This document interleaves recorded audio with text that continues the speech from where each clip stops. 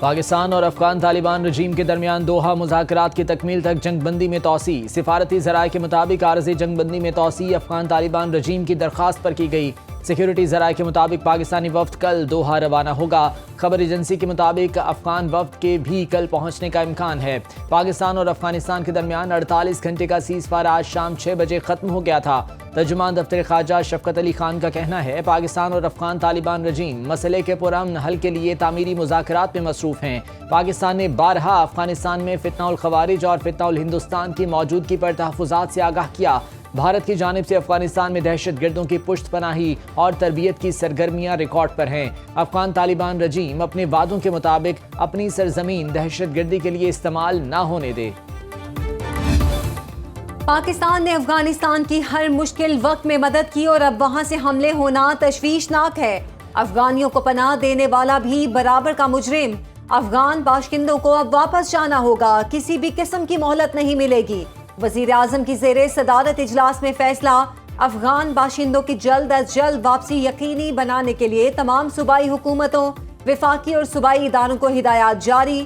شہباز شریف نے اجلاس سے خطاب میں کہا دہائیوں سے مشکلات میں گھرے افغانستان کی پاکستان نے ہر مشکل وقت میں مدد کی۔ افغانستان کا پاکستان پر حالیہ حملہ اور خوارج کی دراندازی کی کوششیں ناقابل قبول ہیں۔ افغان مہاجرین کی وطن واپسی کے حوالے سے کسی قسم کی اضافی مہلت نہیں دی جائے گی۔ وزیر اعظم کی زیر صدارت اہم اجلاس میں فیلڈ مارشل سید عاصم منیر، وفاقی وزراء، وزیر اعظم آزاد کشمیر، پنجاب، سندھ، بلوچستان اور گلگت بلتستان کے وزرائے اعلیٰ کی شرکت۔ وزیر اعلیٰ خیبر پختونخوا شریک نہ ہوئے۔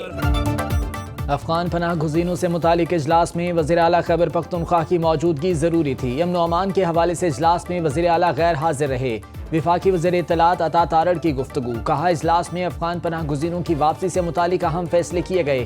سہیل آفریدی اجلاس میں بیٹھ کر بات چیت کرنے پر یقین نہیں رکھتے۔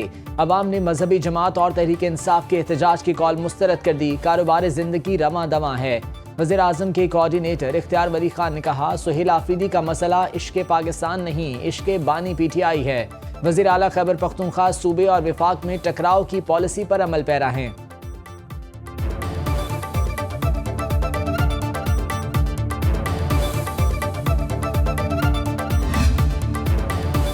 وزیر دفاع خواجہ آصف کا کہنا ہے افغانستان بھارت کی پراکسی بن گیا ہے۔ یہ جنگ بھارت، افغانستان اور ٹی ٹی پی نے مل کر پاکستان پر مسلط کی ہے۔ کابل کے حکمران جواب بھارت کی گود میں بیٹھ کر پاکستان کے خلاف سازشیں کر رہے ہیں۔ کل تک ہماری پناہ میں تھے۔ وزیر دفاع نے ایکس پر پیغام میں لکھا ہماری سرزمین سے اب تمام افغان باشندوں کو واپس جانا ہوگا۔ طالبان کے اقتدار میں آنے کے بعد سے دہشت گردی کے 10,347 واقعات میں سیکیورٹی فورسز اور شہریوں سمیت 3,844 شہادتیں ہوئیں۔ پاکستان نے 2021 سے امن کی بہت کوششیں کر کے دیکھ لی۔ اب احتجاجی مراسلے اور امن کی اپیلیں نہیں ہوں گی۔ کابل وفد نہیں جائیں گے۔ دہشت گردی کا منبع جہاں بھی ہوگا اس کی بھاری قیمت ادا کرنا پڑے گی۔ بھارتی انٹیلیجنس ایجنسیاں دہشت گرد تنظیموں کی مالی اور لاجسٹک مدد کر رہی ہیں۔ جنیوا میں پاکستان مشن کے کونسلر حشام احمد نے اقوام متحدہ کی جنرل اسمبلی کی پہلی کمیٹی اجلاس میں کہا مودی سرکار کے نظریات جنوبی ایشیا میں اسٹریٹجک استحکام کو نقصان پہنچا رہے ہیں۔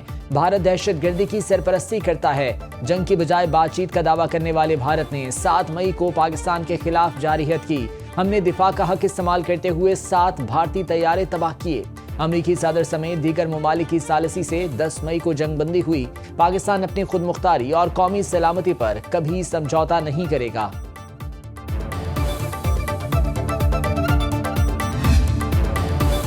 ابراہم معاہدے میں توسیع سے مشرق وسطی میں پائیدار امن قائم ہوگا۔ امریکی صدر ڈونلڈ ٹرمپ نے ابراہم معاہدے میں مزید توسیع کی توقع ظاہر کر دی۔ فاکس بزنس نیٹ ورک کو انٹرویو میں کہا سعودی عرب جلد ہی ابراہم معاہدے میں شامل ہو جائے گا۔ اسرائیل اور سعودی عرب میں جلد ہی سفارتی تعلقات قائم ہو جائیں گے۔ سعودی عرب کے ساتھ ہی دیگر ممالک بھی معاہدے کو قبول کر لیں گے۔ امریکی صدر نے مزید کہا ابراہم معاہدہ ایک معجزہ، متحدہ عرب امارات کی شمولیت اہم تھی۔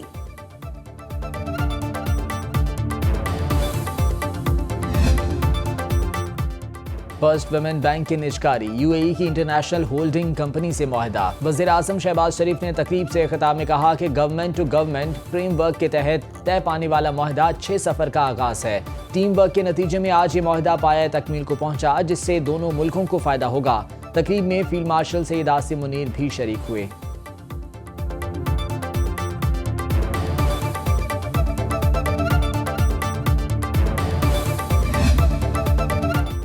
سپریم کورٹ کے آئینی بینچ کی سپر ٹیکس سے متعلق مختلف درخواستوں پر سماعت۔ جسٹس جمال خان مندوخیل نے ریمارکس کیے، آپ نے جو ٹیکس دینا ہے وہ آپ کے منافع سے ہی ہوگا۔ 26ویں ترمیم کے بعد آئینی بینچ ہیں، ہم نے تمام آئینی مقدمات دیکھتے ہیں، ہم کیسے آئینی سوال کو نظر انداز کر سکتے ہیں۔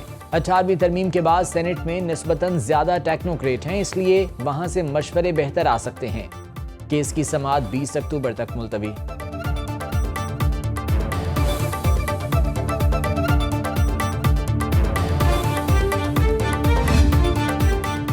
گولڈ مارکیٹ میں سونے کی قیمت کا نیا ریکارڈ، ملکی تاریخ میں پہلی بار فی تولہ قیمت میں 14,100 روپے کا اضافہ۔ ایک تولہ سونا 4,56,900 روپے کی بلند ترین سطح پر پہنچ گیا۔ پاکستان اسٹاک مارکیٹ کے کاروباری ہفتے کا مندی پر اختتام، 1 ارب 98 کروڑ حصص کی تجارت میں 638 پوائنٹس کی کمی ریکارڈ۔ 100 انڈیکس 1,63,806 پر بند، کاروباری سودے 40 ارب روپے میں طے پائے، سرمایہ کاروں کے 107 ارب روپے ڈوب گئے، مارکیٹ کیپٹلائزیشن 18,968 ارب روپے پر آ گئی۔ تاجر تنظیموں، علماء اور سول سوسائٹی نے آج ہڑتال کی کال مسترد کر دی۔ وفاقی حکومت کے اعلان پر آج غزہ میں جنگ بندی پر یوم تشکر منایا جا رہا ہے۔ وزیر داخلہ محسن نقوی سے جمعیت علماء پاکستان کے سیکریٹری جنرل شاہ اویس نورانی کی ملاقات، کسی بھی مدرسے کو بند نہ کرنے اور شرپسندوں سے سختی سے نمٹنے پر اتفاق۔ محسن نقوی نے کہا، بدامنی، انتشار اور انتہا پسندی پھیلانے والی عناصر سے آہنی ہاتھوں سے نمٹا جائے گا، قانون ہاتھ میں لینے کی اجازت ہرگز نہیں دی جائے گی۔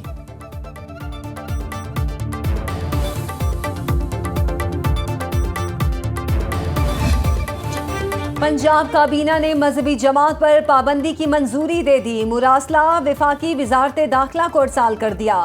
وزیر اطلاعات پنجاب عظمہ بخاری کی تصدیق، نیوز کانفرنس میں کہا، حکومت کی ریٹ کو چیلنج کرنے والے ملک کے ہمدرد نہیں، مذہب کے نام پر اپنی سوچ مسلط کرنا ناقابل قبول ہے۔ اس گروہ کی جانب سے ایسا پہلی بار نہیں ہوا۔ انتہا پسند جماعت دہشت گردی کی کارروائیوں میں ملوث ہے۔ ملک میں سیاسی اور مذہبی جماعتیں سسٹم کا حصہ ہیں۔ احتجاج کی کال غزہ معاہدے کے بعد دی گئی، ایک مذہبی جماعت کے احتجاج کا کوئی جواز نہیں۔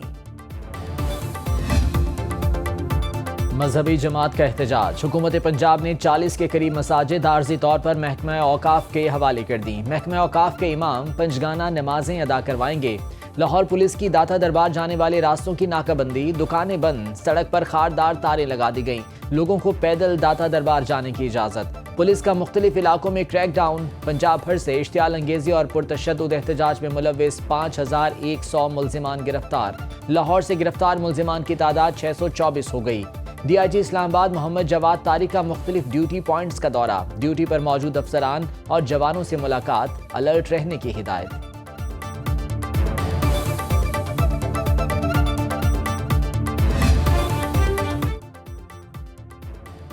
بانی PTI سے ملاقات کی اجازت کے لیے وزیر اعلیٰ خیبر پختونخوا سرگرم سہیل آفریدی نے اسلام آباد ہائی کورٹ سے رجوع کر لیا۔ دائر درخواست میں استدعا کی، صوبائی کابینہ کے لیے بانی PTI کی رہنمائی ضروری ہے۔ وزارت داخلہ اور محکمہ داخلہ پنجاب کو ملاقات کے لیے پہلے ہی درخواست دی جا چکی، عدالت بانی PTI سے فوری ملاقات کی اجازت دے۔ وزیر اعلیٰ سہیل آفریدی وفاقی کابینہ اجلاس میں شریک نہ ہوئے۔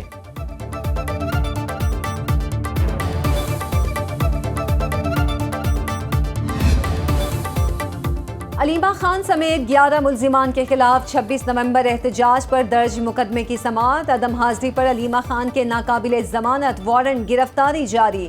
راولپنڈی کی انسداد دہشت گردی کی عدالت نے ملزمہ کے ضامن کو بھی نوٹس جاری کر دیا۔ ملزمہ کو عدالت پیش کریں، عدالت کی ضامن کو ہدایت۔ علیمہ خان کے خلاف سیکشن 497 کے تحت ضمانت منسوخی کا نوٹس بھی جاری۔ آئندہ سماعت 20 اکتوبر کو ہوگی۔ کیس کی سماعت ATC جج امجد علی شاہ نے کی۔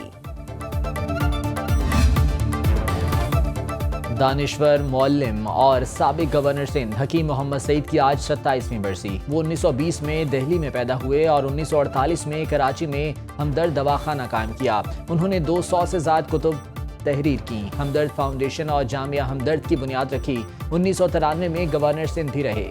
17 اکتوبر 1998 کو دہشت گردوں نے انہیں شہید کیا۔ انہیں ستارہ امتیاز اور بعد از وفات نشان امتیاز سے نوازا گیا۔